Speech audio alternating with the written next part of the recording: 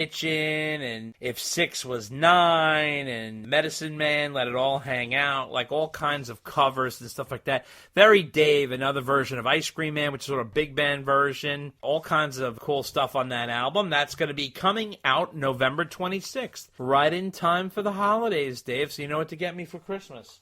What do you think of this re-release? I mean, no extra tracks. It does seem a little strange that, like, this isn't like a high-demand album. This is definitely like a niche group of people who would want this. Was it even remastered? I don't even know. Yeah, I'm sure it probably was. I don't know if it came out on vinyl the first time. It is interesting about the cover has been slightly altered. Yep. I think like there were like 3 women who were identical twins on the album cover with him. Yep. And they're not there anymore.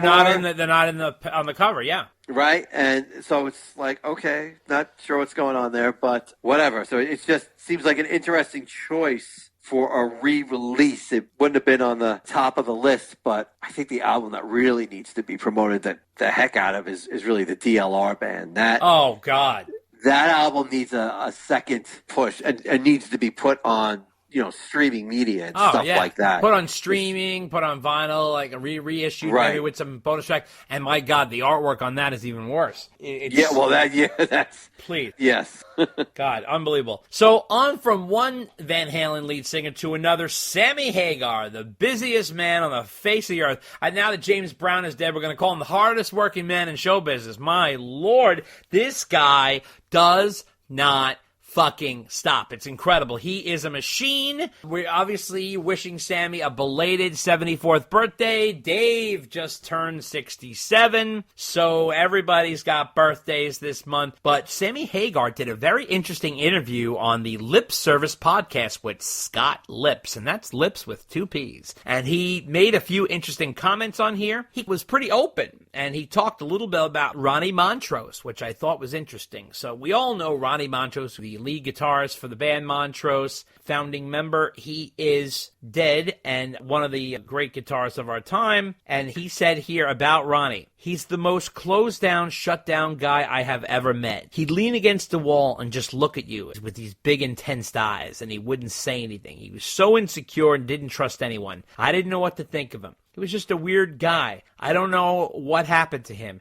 He was a mess. But he didn't drink or do drugs. He was really hiding something, though. He needed some help. And he had offered to bring him down to Cabo when Sammy was celebrating his 60th birthday and reunite Montrose and put him up in a hotel for a week. He said he never got it. He could never connect on a soulful level with him. He said, oh, Hagar, all you think about is putting asses into seats. He was always thinking about money. But they did do about 15 shows together. And what they would do is, he said, we would do a 90-minute show with the Wabos. This is before the Circle. And then we would do a 30-minute encore with Montrose. And he would bring out all the original guys. And he said I would pay him full pay and all expenses paid, and he never said, wow, this is cool, thank you. As we all know, Sammy began his career with Montrose, playing in 1972, 73, and 74 before going solo. That was an interesting little tidbit there. Now, when Scott asked him if he was a Van Halen fan, at the time, when Van Halen came out, Hagar said, oh, hell yeah, Eddie's guitar sound and Al's drumming and Mikey's voice in the background, but I'm still not a fan of Super Dave. I just can't get down with Dave for some reason. I'm not sure he knows what's going on. I'm not here to dog him. He's like Ronnie. I can't understand the guy. I've been around him. I've tried to talk with him, tried to be friends, but he's just a strange dude. When Scott asked him if he was competitive with Van Halen, he said, oh yeah, he said, especially in Europe. The press did kind of a feud about it. He said he kind of carried it back over to America with him. And when they asked him when he first met Ed, he says, I met Eddie when he came to see me at some metal club in California before they had a record deal. He said he wanted to get hair like mine. Then the first time he really got to hang out with him was when they were playing an Anaheim Stadium show with Boston, Black Sabbath, Van Halen himself, and Pat Benatar. He said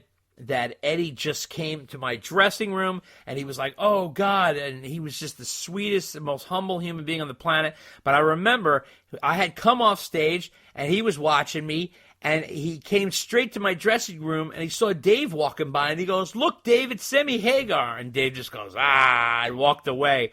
He says, right away, we didn't hit it off, which is crazy because our birthdays are only a few days apart, and you'd think a couple of Libras would get along good. So when Scott asked him about his first rehearsal with Van Halen, Sammy was very candid. He said, I came in wearing a Johnny Versace suit with cool shoes. I was really into fashion at that point, and they were looking pretty trashy because they were up all night trying to get ready to show me some songs. They had Good Enough and Summer Nights, and that was it for me. 5150, the studio was like a pig pen. There must have been 500 packs of smoked cigarettes, empty beer cans, bottles of water. It was a mess, man. They were real rock stars, and I was trying to get out of that. I wasn't like that. But when we played music together, it was so great.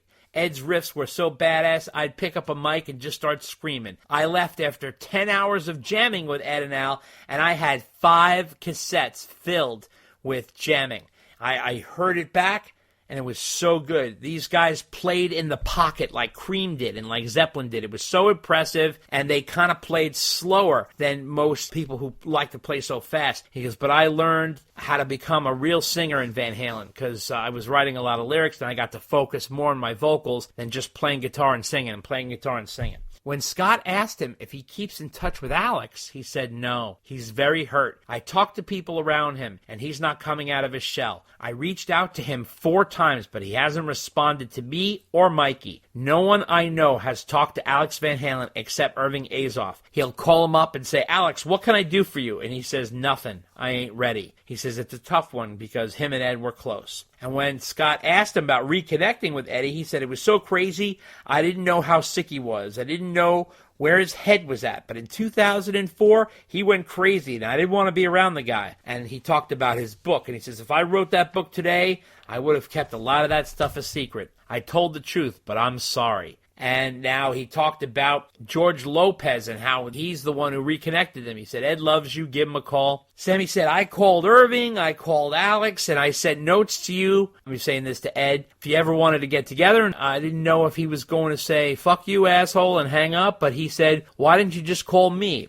It was so weird because he was in a comfortable, cool space. He was sort of beyond everything. And we had a great text relationship. We text back and forth on a weekly basis. We talk about Wolfie and his music, and he'd play me some of it. And I was like, wow, this little fucker can really play. And he says that he was very impressed with Wolfie's album. He says he sounds like a band. He's almost like the way Paul McCartney plays everything on his albums. But look what he grew up with. He says he was in the studio with us and on tour all the time. So obviously he absorbed a lot of that greatness. And then he got into something which is interesting, and I found this a little odd. And everybody has to get pretty close and listen to this. When we were talking about touring, like the whole tour with Dave and Eddie and everybody, the kitchen sink tour, right? When Scott Lips asked him about this, was that going to happen? He says, yeah, totally. It was definitely on the books. Ed said, let's not talk about this and get rumors started. I need to take the rest of this year off to get myself healthy. Next year, meaning 2021,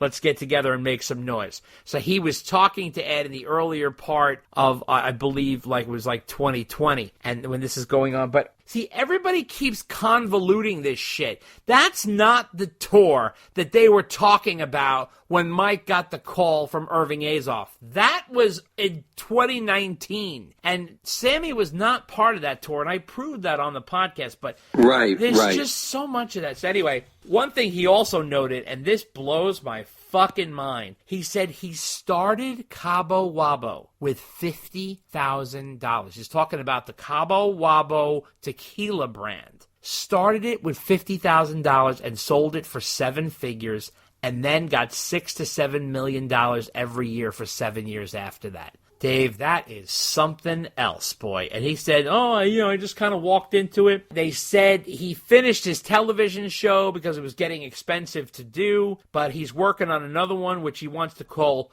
SHH, which is SHHHH. Stands for Sammy Hagar's Happy Half Hour. And he wants to go to local bars and interview local people and make cocktails.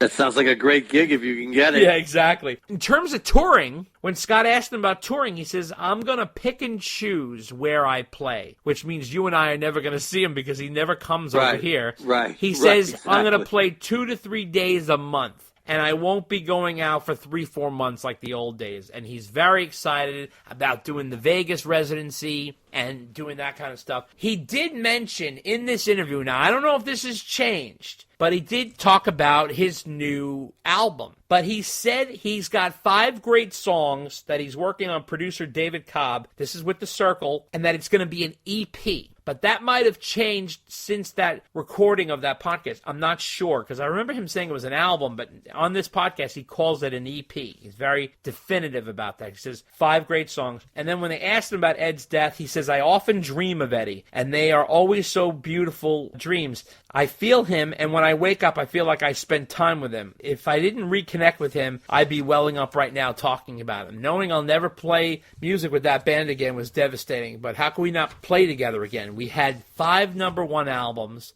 and sold 49 to 50 million albums together. But it's all right. We did play. Dave. Okay, now what he doesn't even realize, he's saying 50 million albums. Now, they recorded 4 albums together. That would have to be that each one went diamond or higher. Let's even throw the greatest hits in there. Where is he getting this? It's unbelievable. It's unbelievable. Even if he throws in, like, the sales for singles and stuff like that, you still can't. You know what? I'm going to throw in Best of Both Worlds and the Best of, and his 4 studio albums and the live album. I'll give him all of that. It's still not come to 50 million. It's not even close. Ridiculous. God. So now, Sam was on Eddie Trunk, okay? So he did an interview with Eddie Trunk. He was joking around, and, Eddie was saying how busy he is. And Sam says, I consider myself retired because retiring is doing what I want to do whenever I want to do it. I'm a happy guy and the luckiest son of a gun in the world, and I'm committed to living to 100. He says, I made a deal with the devil, and God okayed it. So he's obviously in a good way. And he was talking about his birthday show, which I'm going to get to next. What they did was, to get everybody to Catalina Island, they had to add extra ferries to get people to go there. But listen to this, Dave. So it's such a small island, they sold out of places to stay. So people who went